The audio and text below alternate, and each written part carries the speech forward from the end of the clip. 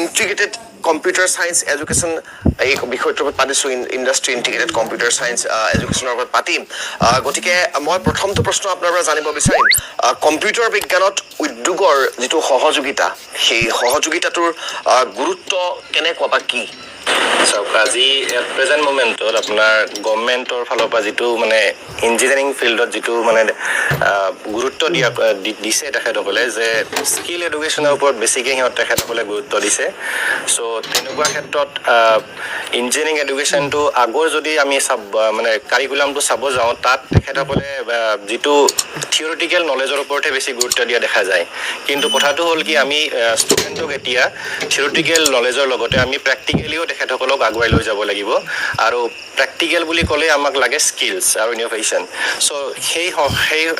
সেই ডাইৰেকশ্যনত যদি আমি চাব যাওঁ তেখেতসকলে মানে আমাৰ ডাউনটাউন ইউনিভাৰ্চিটিয়ে এটা পদক্ষেপ গ্ৰহণ কৰিছে এটা নতুন কাৰিকুলাম আমি সকলৰ কাৰণে আগবঢ়াই দিছোঁ সেইটো হৈছে আপোনাৰ B Tech in computer science and business system আৰু তাত আমি টাটা কনচালটেঞ্চি ছাৰ্ভিচৰ লগত এটা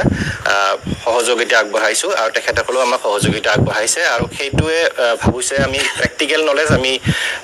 টাটা কনচালটেঞ্চি ছাৰ্ভিচৰ পৰা পাব পাৰিম মানে তেখেতসকলৰ অলৰেডি কনচালটেঞ্চি ছাৰ্ভিচেছ চলি আছে তেখেতসকলে কম্পিউটাৰ চায়েন্সত বহুতখিনি অৰিহণা যোগাইছে আৰু তেখেতসকলৰ পৰা আমি নতুনকৈ উপকৃত হ'ব পাৰিম সেইটোৱে ঠিক আছে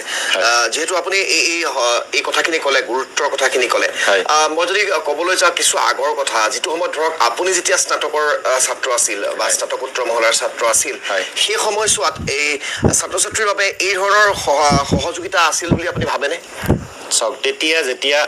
মই নিজে পঢ়িছিলোঁ তেতিয়া আমাৰ যিবিলাক ইয়াত মানে নৰ্থ ইষ্টৰ বিশেষকৈ মই নৰ্থ ইষ্টৰ কথা কৈছোঁ যিহেতুকে আমি গোটেইবিলাকে নৰ্থ ইষ্টৰ চ' নৰ্থ ইষ্টত আমাৰ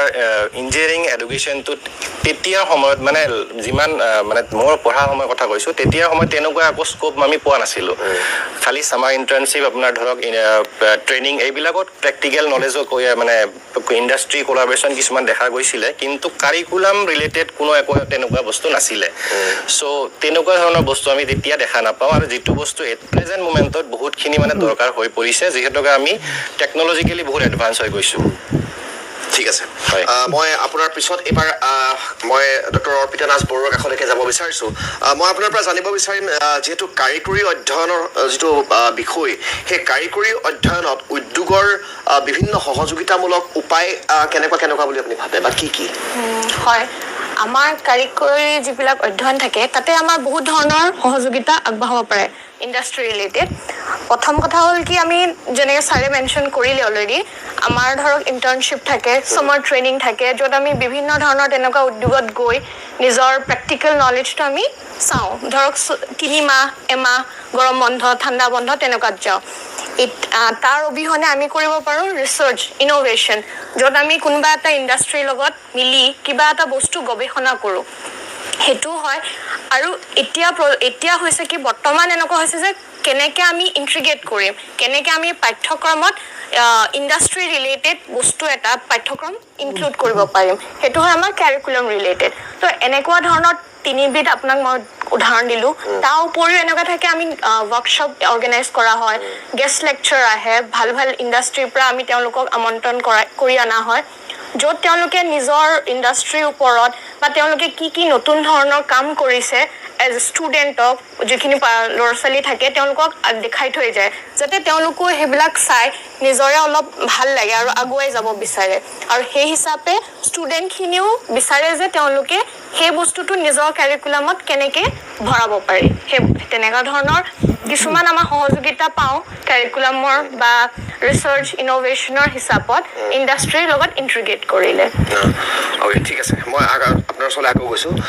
মই আপোনাৰ পৰা জানিব বিচাৰিম ডক্টৰ মৃণাল গোস্বামী যে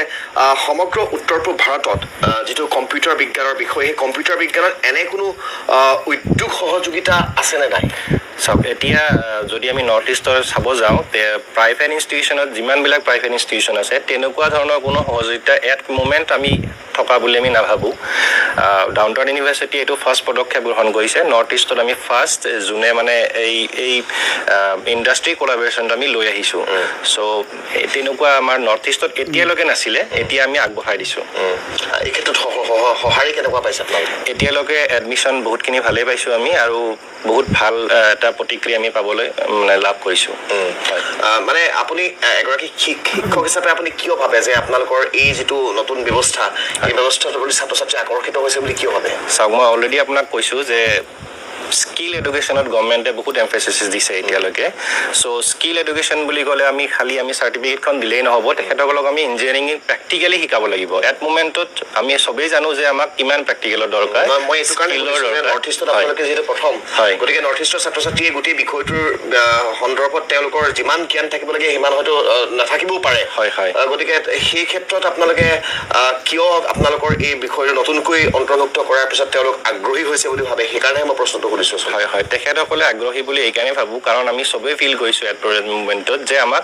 স্কিল এডুকেশ্যনৰ বহুত দৰকাৰ। চ' আমি যদি TCSৰ লগত যিটো আমাৰ টাইপ চলি আছে বা চলিব,